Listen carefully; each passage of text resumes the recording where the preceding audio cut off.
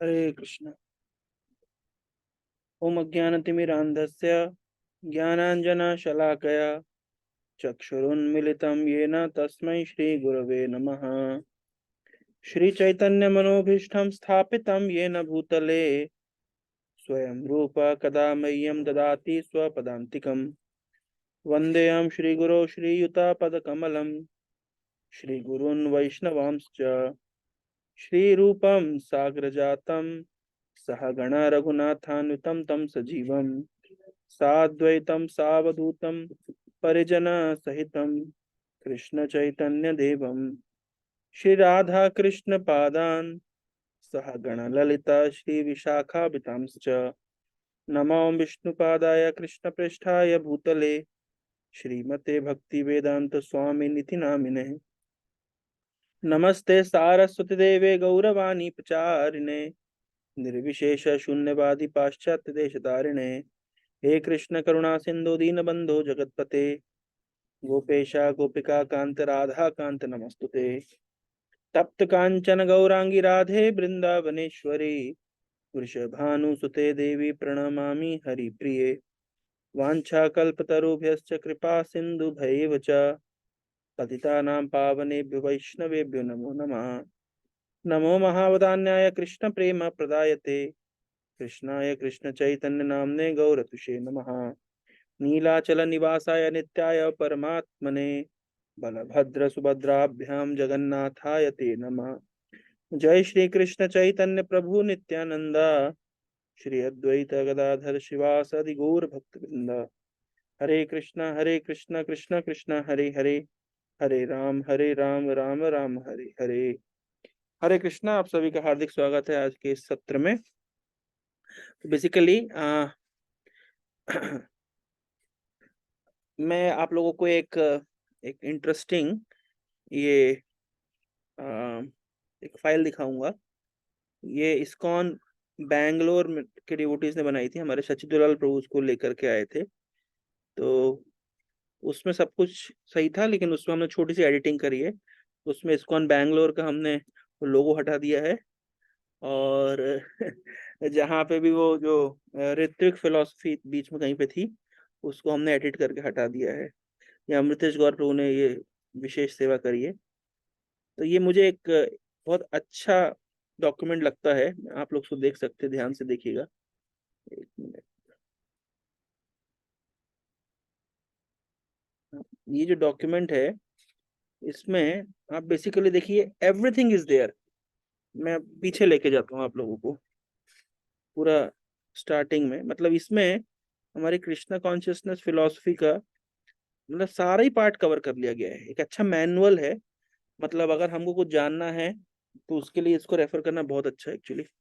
जानना in the sense, अगर हम अ, जो सपोज करिए कोई चीज का हमको इन्फॉर्मेशन नहीं है, या देख लीजिए इसमें से हमको क्या नहीं पता है, that can be the good.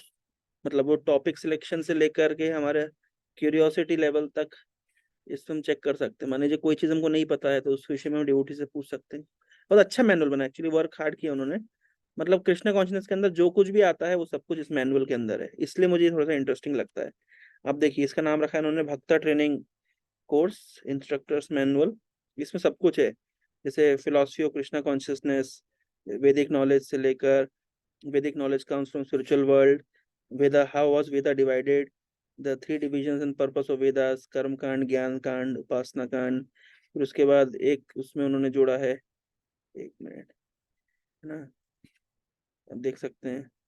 जब कृष्ण के विषय में लेकर सब कुछ है इसमें, मतलब प्रैक्टिकली इस तरीके से साइंस ऑफ सोल, वर्ण आश्रम धर्म, various systems of yoga, yoga का अर्थ क्या होता है, और सब कुछ उसमें। सबसे अच्छा है उन्होंने प्रभुपाद के बुक से कोटेशंस दिए हैं हर हर कॉन्टेक्स्ट में। कर्म योग क्या है, ज्ञान योग क्या है, अष्टांग योग या ध्यान योग क्या है, भक्ति योग क्या है। फिर भक्ति योग में देखिए कितना सा समझाया है। 6 principles of surrender, 6 things that destroy our devotional service, 6 principles favourable to the execution of your devotional service, stages of development of bhakti, 9 types of devotion. फिर वीड्स जो ग्रो करती है भक्ति कृपा के साथ में। फिर स्पिरिचुअल मास्टर एंड डिसाइपल, तो यहाँ पे थोड़ा सा स्कोप था ऋत्विक ऋत्विक फिलोसफी ऐड करने का, तो वो हम लोगों ने उसको डिलीट कर दिया है। Spiritual master qualification and duties, who is the bonafide spiritual master. हाँ, स्पिरिचुअल मास्टर शुड बी उत्तम अधिकारी। Spiritual master comes from bonafide system of disciplic succession, बहुत सारे point. Duties and responsibilities of a disciple, बहुत अच्छा बना है actually, और सब जगह उन्होंने प्रभुपाद जी को कोट किया है। ब्रह्म मध्व गौड़ीय संप्रदाय क्या है, 4 संप्रदाय जो आ रहे हैं, फिर युग धर्म क्या है, चैतन्य महाप्रभु कौन है, उसके बाद में हरे कृष्ण महामंत्र क्या है, उसमें भी गॉड रियलाइजेशन कलयुगा, हरे कृष्ण महामंत्र, जपा और संकीर्तन क्या है, उसके बाद 10 ऑफेंसेस क्या है, पंचतत्व महामंत्र क्या है, difference between chanting Hare Krishna and pious activities, qualification to chant holy name. कोई भी ऐसी चीज नहीं है जो उन्होंने कवर नहीं करी है, श्रील प्रभुपाद की लाइफ से लेकर, है ना, साधना भक्ति क्या है, उसके बाद में ऑफेंसेस क्या अवॉइड करने, सब कुछ, है ना, further consideration of devotional principles, deity worship क्या है, हाँ, उसके बाद में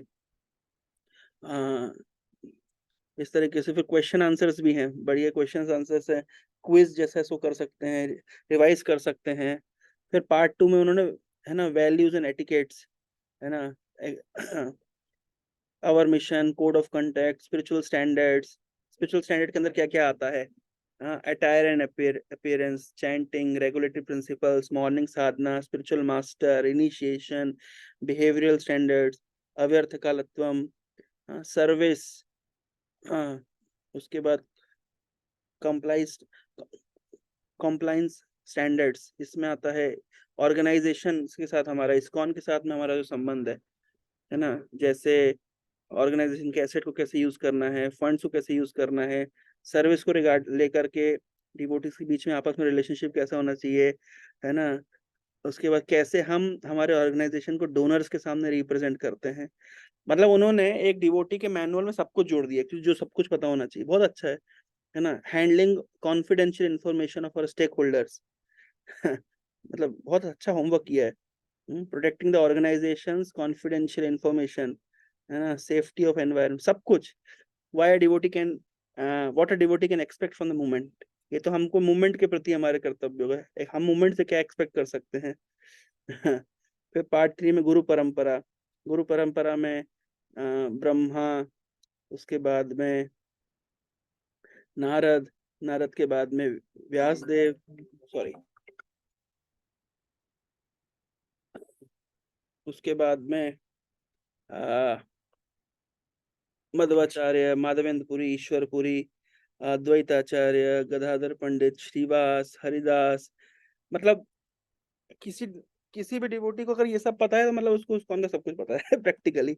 अब मतलब थियोरेटिकली सब कुछ पता है, अब जब जो बचा है वो प्रैक्टिस के लिए बचा, है ना। बहुत सारे आचार्यों का नाम मतलब हमको, कृष्णदास कविराज गोस्वामी, लोकनाथ गोस्वामी, नरोत्तम दास ठाकुर, विश्वनाथ चक्र ठाकुर, बलदेव विद्याभूषण, जगन्नाथ दास बाबा जी, भक्तिविनोद ठाकुर, सब कुछ है यहाँ पे। फिर उसके बाद में कौन से प्रेयर्स एंड सॉन्ग्स है जो हमको याद रखने हैं, कौन कौन से प्रणाम मंत्र हमको याद रखने हैं, इतने सारे प्रणाम मंत्र याद रखने हैं। देख लीजिए किसको कितने कितने याद हैं। गुरु परंपरा का प्रणाम मंत्र, रूप गोस्वामी का प्रणाम मंत्र, मंगलाचरण प्रेयर्स में अंदर क्या क्या आता है, उसके प्रभुपाद जी का प्रणाम मंत्र, भक्ति सिद्धांत ठाकुर के 4 प्रणाम मंत्र हैं, गौर किशोरदास बाबा जी का, भक्तिविनोद ठाकुर का, जगन्नाथ दास बाबा जी महाराज का, भाई इतने सारे। संबंध का प्रणाम मंत्र कौन सा, अभिदय का प्रणाम मंत्र कौन सा है, प्रयोजन देव का प्रणाम मंत्र कौन सा है ना, मदन मोहन, गोविंद गोपीनाथ, है ना, राधा रानी का प्रणाम मंत्र, कृष्ण पंचतत्व, हरे कृष्ण महामंत्र, डीटीज का प्रणाम मंत्र, है ना, सब कुछ है। अब मतलब क्या जो भी सोच सकते हैं वो सब कुछ उन्होंने कितना अच्छे से इसको कंपाइल किया है, इसलिए one of my favourite manual है ये। तो मैं सोचा आज आप लोगों को इसको शेयर करें। Prayers to be recited before honouring prasadam, prayers to be recited while marking tilak on one's body, पूरा वैष्णव कल्चर सब कुछ। तो ये एक अच्छा मैनुअल है, और मैं आप लोगों को इसको शेयर करूंगा। मेक श्योर कि आप इसको मतलब बीच बीच में रेफर करते रहें, इंटरेस्टिंग है ना, सब कुछ है इसके अंदर। और मतलब एक भक्त को जो जो पता होना चाहिए सब कुछ इसके अंदर है।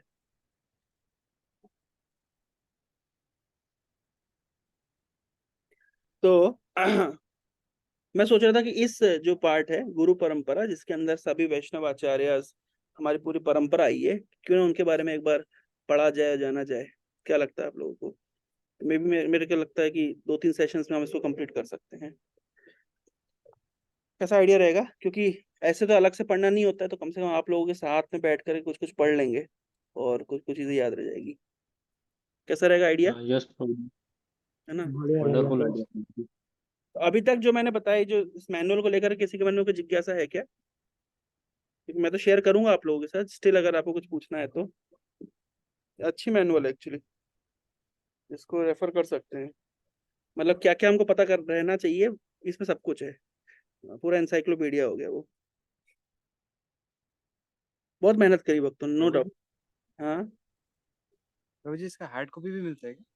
पर वो हार्ड कॉपी तो नहीं मिलता है, मिलता होता तो मैं ले लेता, मुझे तो सॉफ्ट कॉपी मिला। फिर हमने प्रिंट करा के रख लिया था। और ये बहुत मोटा हो जाएगा हार्ड कॉपी, 400 पन्ने का हार्ड कॉपी हो जाएगा। कम से कम 300 पन्ने का तो हो ही जाएगा, तो इसलिए हार्ड कॉपी इम्प्रैक्टिकल था, तो अब इसको। और हार्ड कॉपी अगर प्रिंट करा भी लेंगे तो वो ब्लैक एंड व्हाइट प्रिंट में मजा नहीं आता। इसमें तो बढ़िया बढ़िया फोटोज भी हैं, जब भी मैं लेके जाऊंगा आपको। ब्रह्मा जी, नारद मुनि, बढ़िया बढ़िया फोटोज भी हैं, नारद मुनि के बचपन की फोटोज हैं। तो अच्छा बनाया है, मतलब इट्स अ गुड प्रेजेंटेशन ना। तो ये किसी और चीज ये को। भुवनेश्वर डिवोटीज ने बनाया क्या? हाँ, भुवनेश्वर के डिवोटीज ने बनाया वो क्या गुरु बैंगलोर जी को? डिवोटीज। अच्छा अच्छा। इस्कॉन बैंगलोर। ऋत्विक्स अच्छा। बनाया उन लोगों ने है, लेकिन इस्तेमाल हम पूरा कर रहे हैं, है ना। डेटा एक्चुअली यही तो मैं बता रहा हूँ ना, इस्कॉन में एक अच्छी चीज ये है कि आ, हमारे पास बहुत सारे रिसोर्सेज हैं। हर व्यक्ति, जैसे कितने सारे, कल मैं बैठा हुआ था, एक डिवोटी मुझे एक किताब दे करके गया, art of concentration in the age of distractions. अब ये कोई डिवोटी ने लिखी हुई है और बहुत पुरानी किताब थी। तो मुझे देखिए, बोले प्रभु जी आपकी लाइब्रेरी के स्टूडेंट्स के लिए काम आएगी। तो मैंने कहा अच्छा है, मेरे को देखा काफी कुछ उन्होंने अच्छा उसको कंपाइल किया है। तो like this we have good talents in our organisation, ये एक अच्छी बात है ना। तो हम लोग, मैं जाकर के, अभी मैं नयागढ़ में क्लास दे रहा था, तो मैं उनको बोला कि देखिए, इस्कॉन से बाहर इनिशिएशन लेना और जुड़ना तो ये तो मूर्खता है, मतलब ये it's complete waste of time. मतलब आप, इस्कॉन के अंदर इतना हमारे पास सब कुछ है कि मतलब बाहर जाने का क्वेश्चन ही नहीं उठता। क्योंकि लोग क्या सोचते हैं कि भाई कोई सस्ते गुरु से दीक्षा ले जाओ। और ऑफ कोर्स आप लोग ऐसा नहीं सोचते हैं, क्योंकि आप लोग एक मतलब एक अच्छे एजुकेटेड बैकग्राउंड से और इस्कॉन को आप समझ रहे हैं। पर बाहर में लोग नहीं जानते आप लोग इस्कॉन को क्या है। क्या है, क्या आप लोग है ना, कॉलेज लाइफ से या यंग एज से इस्कॉन को जानने लगे हैं। लेकिन हम जब बाहर में प्रीचिंग करते हैं, विशेष कांग्रेगेशन को, तो उन्होंने जीवन में बहुत कुछ देखा है, बहुत सारी संस्थाएं देखी है, बहुत सारे गुरु देखे हैं, उनकी फैमिली में बहुत सारे अलग अलग गुरु से जुड़े हुए लोग हैं।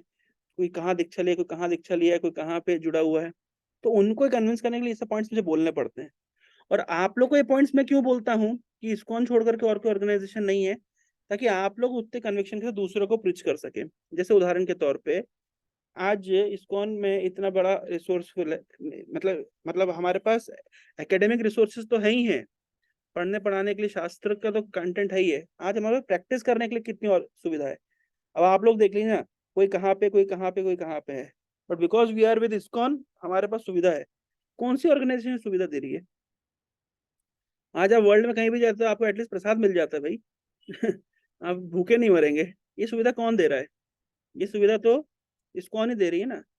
तो ये चीजें बाहर के लोग को नहीं पता है, उनको हमको बताना पड़ता है ना। और आप यकीन मानिए, हम क्योंकि क्या है, वो कुएं के मेंढक जैसे हैं, इस्कॉन की पेरिफेरी में रहते हैं, हमको नहीं पता बाहर में कितने मिसकंसेप्शन चल रहे हैं।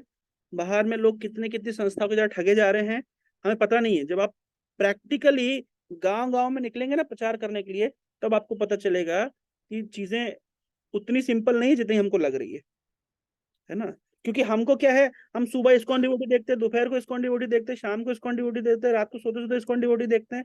हम केवल इस्कॉन की चारदीवारी के अंदर है, इसलिए हमको लगता है दुनिया बस इस्कॉन ही है। लेकिन जब हम प्रचार करने के लिए दुनिया से, मतलब अपने पेरिफेरी से बाहर निकलते हैं, हम देखते हैं कि लोग भाई कितना कितना, मतलब अदर अदर ऑर्गेनाइजेशन। आपको पता है कि भारत में एक ऐसी ऑर्गेनाइजेशन है, सो कॉल्ड स्पिरिचुअल ऑर्गेनाइजेशन, है ना, उनकी संपत्ति कितनी है? इस्कॉन की संपत्ति उनसे 5% भी नहीं है उनके कंपैरिजन में। इतना लैंड है उनके पास, गांव गांव में, है ना, एकड़ों एकड़ों 10-10 एकड़ 50-50 एकड़ 100-100 एकड़ों को दान मिला हुआ है।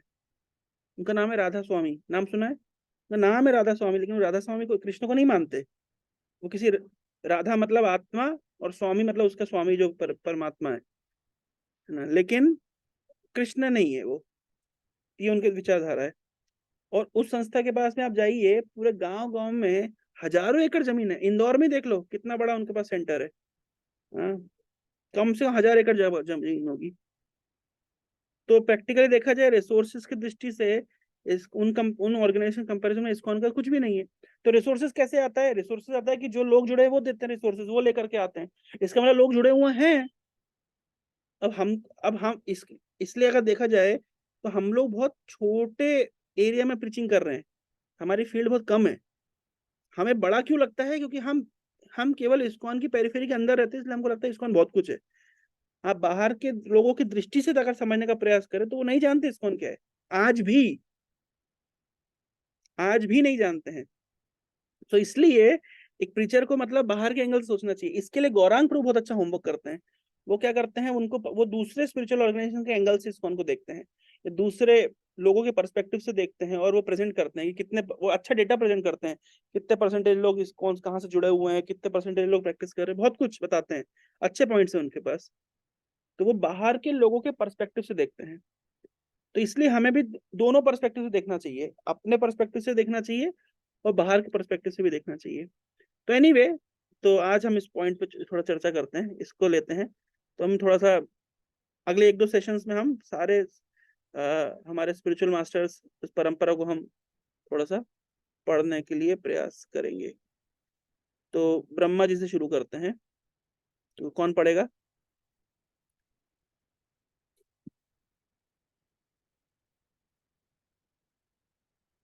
चलिए अभिषेक ब्रो, आप शुरू करिए।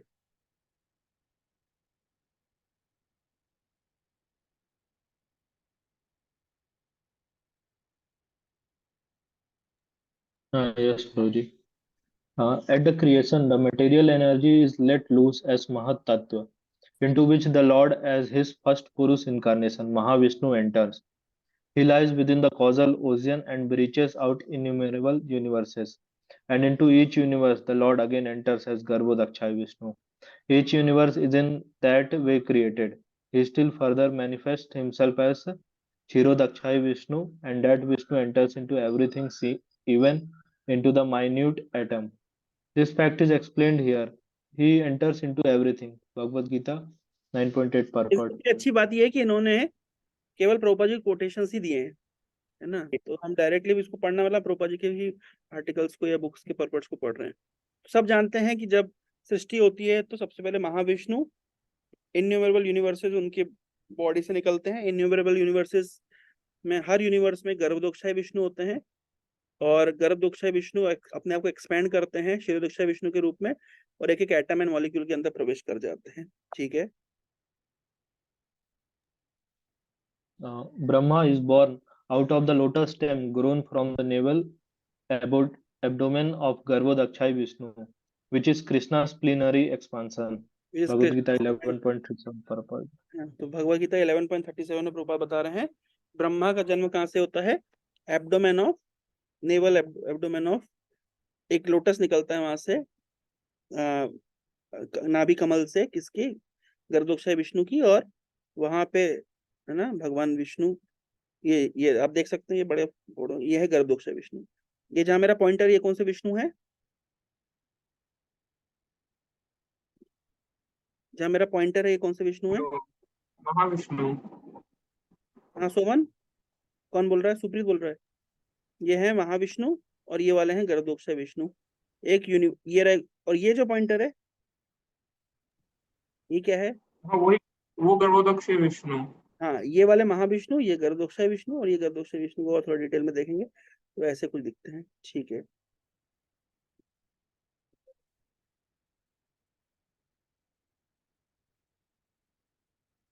ओके। हरे कृष्ण प्रभु जी। यस प्रभु। प्रभु जी क्षीरोदक्षाय विष्णु, ये थोड़ा समझ नहीं पाया। समझाइए। अभिषेक प्रभु, क्षीरोदक्षाय विष्णु थोड़ा समझाइए।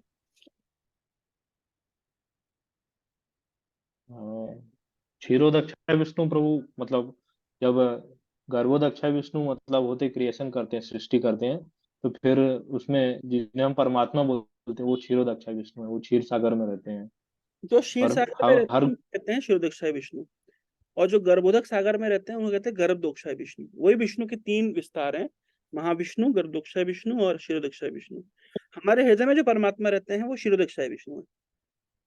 जब देवताओं को कुछ प्रॉब्लम होती है तो वो किसके पास जाते हैं?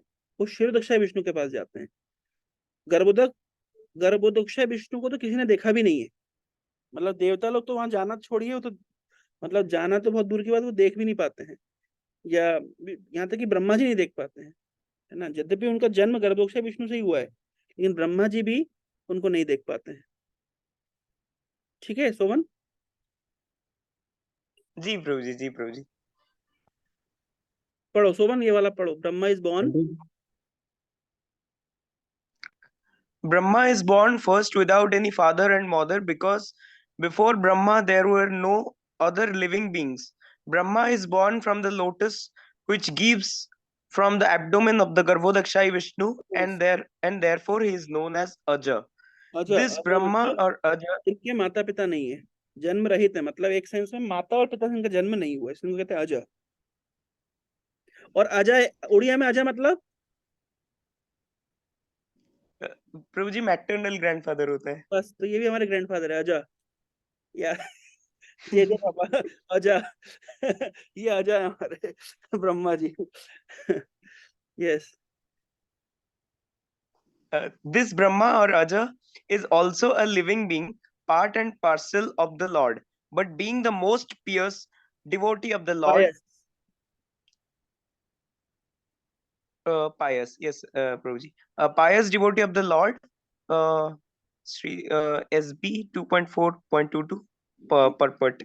तो Brahma is living being, part and parcel of the lord and most pious devotee, है ना। इस पूरे ब्रह्मांड में सबसे पायस व्यक्ति है ब्रह्मा जी, या कह लीजिए जो सबसे पायस व्यक्ति होता है उसको ब्रह्मा की पोस्ट मिलती है। तो ब्रह्मा भी एक लिविंग एंटिटी है। ठीक है, नेक्स्ट पढ़ो। कॉम्प्लेक्शन कैसे, ब्रह्मा जी दिखने में कैसे दिखते हैं? Complexion of Brahma is golden. Brahma fell down before the Lord just like a stick to offer respect. And because the complexion of Brahma is golden, he appeared to be like a golden stick lying down before Lord Krishna. All the four helmets on the heads of Brahma touched the lotus feet of Krishna. Brahma, being very joyful, began to shed tears, and he washed the lotus feet of Krishna with his tears. Krishna Book 13. तो अभी देख लीजिए, हम मतलब इस book में अच्छी बात है कि हर चीज का प्रभुपाद की बुक का प्रमाण है। कृष्णा बुक में एग्जैक्ट क्लियरली लिखा है ब्रह्मा का कलर कैसा है, गोल्डन। इसलिए जब ब्रह्मा दंडवत प्रणाम कर रहे हैं कृष्ण को, तो ऐसा लग रहा है कि एक गोल्डन स्टिक भगवान के सामने गिरी हुई है। अच्छा, हाँ, शिव जी का कलर कैसा है? ब्लू। प्रभु जी, सदाशिव जो हम बोलते हैं कि कर्पूर गौरम करुणावतारम, आप जो भेजे थे मैंने उसी में से देखा था। तो वो जो कर्पूर गौरम जिसको इंडिकेट करते हैं वो सदाशिव है। और जो शिव कैलाश में रहते हैं, मतलब 11 रुद्र में से अन्यतम जो शिव जी रहते हैं हमारे भूलोक में, उनका वर्ण शायद नीले या काले रंग का है। ठीक है, ब्लूइश ब्लूइश कॉम्प्लेक्शन। ठीक है, गीतेश प्रभु का स्वागत है। हरे कृष्णा। गुरु हरे कृष्ण। यस, पढ़ो, थर्ड पढ़ो Suman. Lord Brahma is the Lord Brahma is the Rajoguna avatar. The supreme personality of Godhead. Vishnu resides within the material world as the Sattva Guna avatar. Lord Shiva is the Tamo Guna avatar, and Lord Brahma is the Rajo Guna avatar. But although Lord Vishnu is among them, he is not in the same category. SB 8.12.4 Shrimad purport. Bhagavatam 8.12.4 पर। तो समझ आ गया कि Brahma ji is the incarnation of रजोगुण।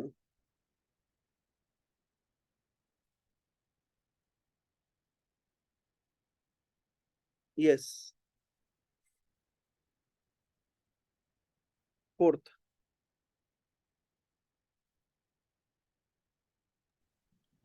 पढ़ो शोभन। Brahma is most perfect living being. ना In the conditioned state, fourth Brahma received Vedic wisdom from the Lord. In Srimad Bhagavatam 1.1.1, it is said, Teen Brahma Hridaya Adi Kavaye, the original creature of the universe known as the Adi Kavi or Lord Brahma, was instructed by Krishna through the heart. After receiving these Vedic instructions from Lord Krishna himself, Brahma distributed the knowledge by the Parampara system to Narada, and Narada in turn distributed the knowledge to Vyasa. In this way, Vedic knowledge is perfect. If we act accordingly to Vedic knowledge, there is no question of being involved in sinful activities. Srimad Bhagavatam 4.26.7 purport. Yes, तो Brahma receive this knowledge from the supreme Lord. ठीक है, सुप्रीत रो fifth वाला पढ़िए। Fifth, na? In the conditioned state of material existence, the living being possesses these attributes in very minute quantity, varying in terms of the pious life of the living being. The most perfect of living beings is Brahma, the supreme administrator of one universe. He possesses 78% of the attributes in full. All other demigods have the same attributes in less quantity, whereas human being possesses the attributes in very minute quantity. The standard of perfection for a human being is to develop the attributes up to 78% in full. Srimad Bhagavatam 1.3.28. इसका अर्थ क्या हुआ? 78% का मतलब क्या हुआ?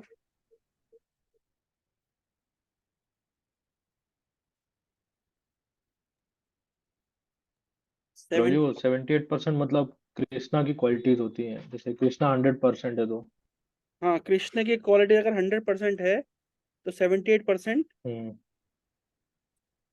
हाँ, मतलब कृष्णा में 64 क्वालिटीज होती हैं, हाँ, तो ब्रह्मा जी में 60 शायद विष्णु भगवान में होती हैं प्रभु जी। 64 का 78% 50 क्वालिटी होती है ब्रह्म लिविंग एंटिटी में। हाँ, इसलिए प्रभाव लिखे हैं। देखिए, अगर भगवान कृष्ण में 64 गुण हैं, 64 है ना, तो उनका टोटल एक लिविंग एंटिटी कितना पोजेस कर सकता है? जीवात्मा 50। तो कर लो divide, 50 divided by 64 into 100 is approximately 78%। Calculator में प्रोपा जी परसेंटेज वाइज लिखे हैं। तो एक लिविंग एंटिटी जीवात्मा 78% क्वालिटीज पोजेस कर सकता है, लेकिन ये 78% क्वालिटीज पोजेस कर सकता है, लेकिन क्वांटिटी बहुत माइन्यूट है। ब्रह्मा जी में फुल है, अन्य देवी देवताओं में क्वांटिटी कम है, और लिविंग और ह्यूमन बीइंग से बहुत ही माइन्यूट है। समझ आ गया? किसी को डाउट है इस पे?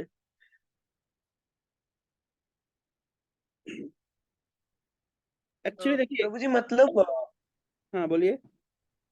प्रभु जी मतलब भगवान कृष्ण के 64 क्वालिटीज हैं टोटल, उनमें से 50 क्वालिटीज लिविंग एंटिटीज भी पोजेस कर सकते हैं। हाँ, लेकिन क्वांटिटी पर उनमें से उतनी नहीं है जितनी भगवान कृष्ण में है। जी प्रभु जी, ठीक है ना? क्वांटिटी वाइज तो बहुत लिखा है ना, क्लियरली लिख रहे हैं। क्या लिखा है यहाँ पे? All other demigods have same attributes in less quantity. Brahma के पास ही possess 78% of the attributes in full. अब ये अपने को नहीं पता, एक्चुअली मेरे को भी इतना नहीं पता। ये पर्पट में देखिए प्रभा जी क्लियर लिखे हैं। फुल डेमिगॉड्स के पास सेम एट्रीब्यूट्स होता है, उतनी क्वालिटी होती है, लेकिन लेसर क्वांटिटी में, और ह्यूमन बीइंग में तो बहुत माइन्यूट क्वांटिटी में। हाँ। अच्छा, ये तो हो गया ब्रह्मा जी में। शिव जी में कितने परसेंट होता है?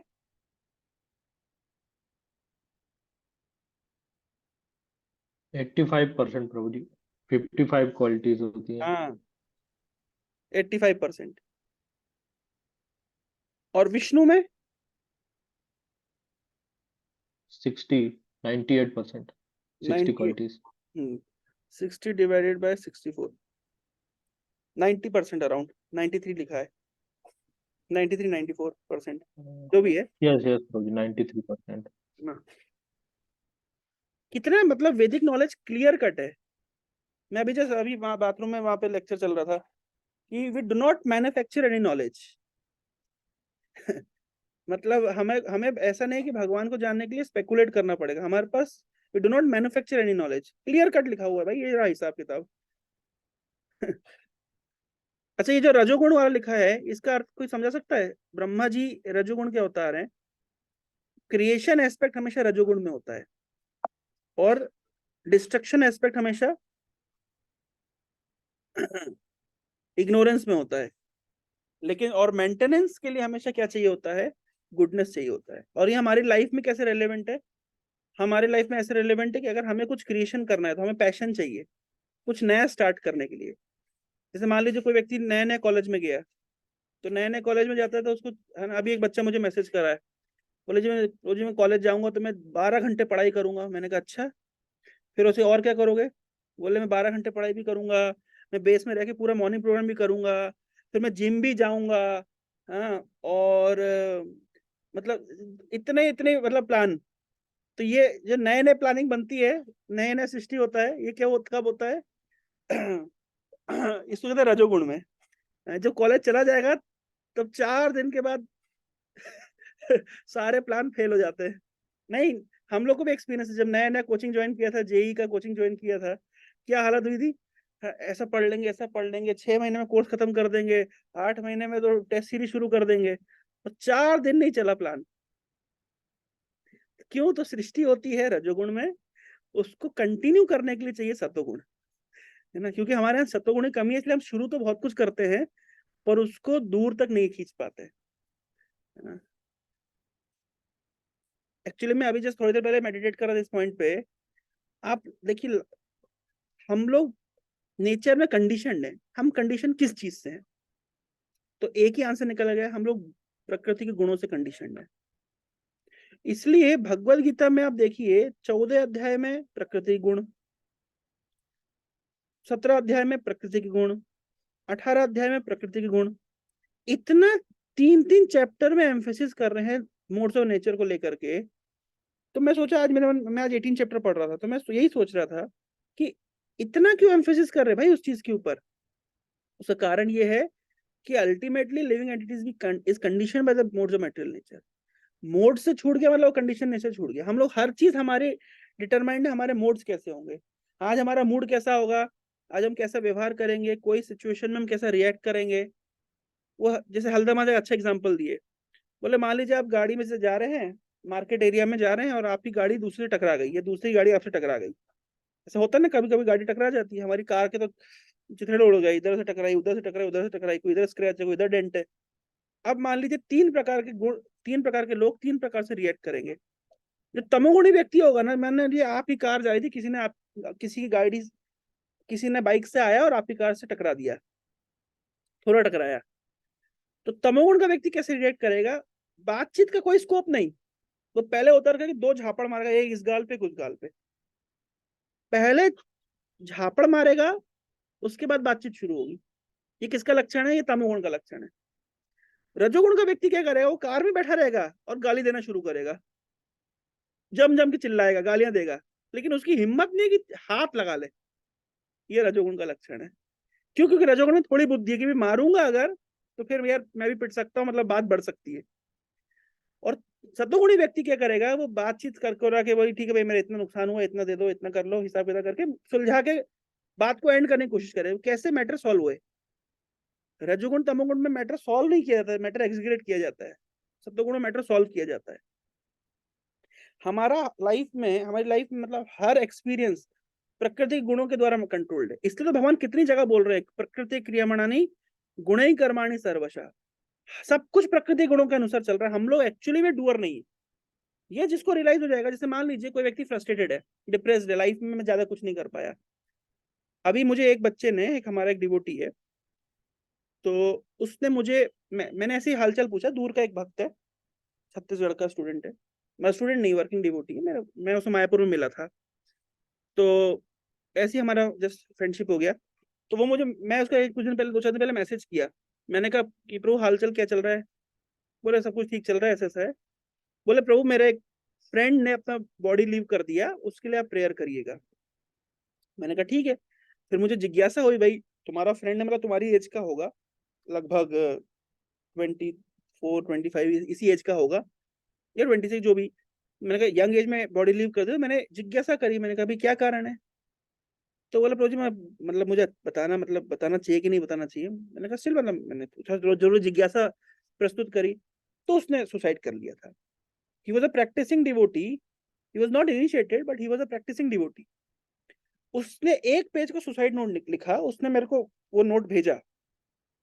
उस पे उसने लिखा सबसे पहले तो, Hare Krishna please accept my humble obeisances, all glories to Srila Prabhupada. पहले तो प्रणाम किया। उसके बाद लिखा कि मेरे जाने के बाद आप लोग दुखी होंगे, जो भी होगा। उसने पूरे कम से कम 20 डिवोटीज की लिस्ट लिखी उसमें, और सबका नंबर लिखा कि ये सारे डिवोटी से निवेदन है कि मेरे घर आके थोड़ा कीर्तन करिएगा। मतलब देखिए वो चेतना उसकी सुसाइड करने से पहले ये है कि मैं शरीर त्याग करने वाला हूँ, लेकिन आप ये सारे डिवोटीज प्लीज आप सब मेरे घर आइएगा, थोड़ा कीर्तन करिएगा। और लास्ट में लिख रहा है कि मैं किसी को दोषी नहीं ठहरा रहा, दोषी केवल मैं हूँ। और उसने वो नोट क्लोज कर लिया, उसके बाद उसने सुसाइड कर लिया। तो उसने मुझे, डिवोटी ने वो मुझे वो पेपर भेजा, मतलब उसने, मतलब पूरी लिस्ट थी डिवोटीज की, नंबर्स की लिस्ट थी। देखिए मरते समय भी उसकी चेतना थी कि मेरे घर में जाके कीर्तन होए। उसको ये पता है कि मैं, मतलब उसको ये पता है कि अल्टीमेटली भक्ति करना चाहिए, सब कुछ ठीक है, लेकिन बोल रहे मैं किसी को दोष नहीं दे रहा, मेरे जीवन में जो हुआ है उसका उसका गुनहगार मैं हूं। यहाँ पे क्या बात आ गई? इसका मतलब है कि जब मैं हूं गुनहगार, मतलब उस अपने आप को कर्ज कर रहा है, वो नहीं समझ पा रहा है कि उसकी लाइफ में जो कुछ भी चल रहा है वो गुनहगार नहीं है, प्रकृति के गुण उससे ऐसा करवा रहे हैं। आप समझ लीजिए, हमको ये प्रकृति के गुणों का नॉलेज होना कितना जरूरी है कि भगवान को 3 अध्यायों में इसको बोलना पड़ गया। सोचिए जरा, सुसाइड कर रहा है, कृष्णा कॉन्शियस तरीके सुसाइड कर रहा है कि मेरे घर के कीर्तन करना, Hare Krishna please accept my humble obeisances. Suicide note पे कोई ऐसा लिखता है क्या भाई? लेकिन वो लिख रहा है, वो ये सब लिख रहा है, उसके बाद सुसाइड कर रहा है, और बोल रहा है मेरे घर से कीर्तन भी करना। लेकिन ये अनुमान नहीं कर पा रहा है कि मैं करता नहीं हूं, करता तो प्रकृति के गुण है।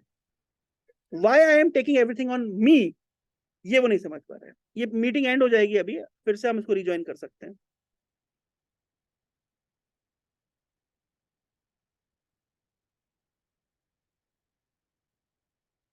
1 मिनट।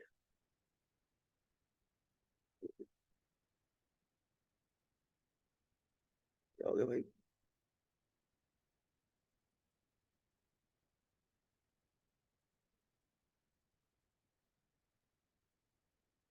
अरे कहाँ चला गया?